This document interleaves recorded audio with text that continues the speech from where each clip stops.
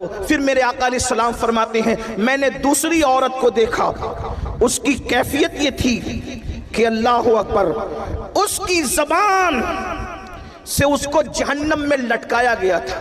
اس عورت کی زبان اتنی لمبی تھی کہ جہنم کے اندر اس کو زبان کے ذریعے سے لٹکایا گیا تھا۔ تو سیدہ نے پوچھا آقا اس کی زبان لمبی ہونے اور زبان سے اس کو لٹکانے کی وجہ کیا تھی؟ تو آقا نے ارشاد فرمایا وہ اپنے شوہر کے ساتھ منہ چلاتی تھی، زبان درازی کرتی تھی، اس لیے اس کی زبان لمبی کر کے اس کو جہنم کے اندر زبان کے بل لٹکایا گیا ہے۔ آج کل تو عورتیں شوہر کے ساتھ زبان درازیاں بھی کرتی ہے، منہ بھی چلاتی ہے۔ بڑی معذرت کے ساتھ میری بہنوں، بلکہ جب وہ اپنے میکے آتی ہے تو کبھی ماں شے دیتی ہے، کبھی بھابیاں شے دیتی ہے، کبھی گھر کی جو ہے وہ بہنیں شے دیتی ہے، محلے کی عورتیں شے دیتی ہے۔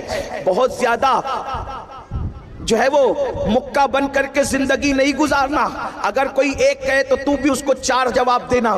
اس طریقے سے لڑکیوں کو بگاڑا جاتا ہے، گھروں کو برباد کیا جاتا ہے۔ میری بہنوں سن لو، ہمارے یہاں شوہر کے حقوق بھی ہے، اور چونکہ شوہروں کو بھی آپ کے حقوق بتانے ہیں، مگر چونکہ آج خاص طور پہ عورتوں کا اجتماع ہے، اس لیے آپ سے میری گزارش ہے اپنے شوہر سے کبھی منہ نہ چلانا، ان کا دل نہ دکھانا، ان کے دلوں کو تکلیف نہ پہنچانا۔ میرے آقا مصطفیٰ جان رحمت صلی اللہ علیہ وآلہ وسلم کے فرمان کا مفہوم ہے، جو عورت اپنے شوہر کا دل خوش کر دیتی ہے، اللہ ایسی عورتوں کو بے حساب جنت کا مزدہ عطا فرماتا ہے۔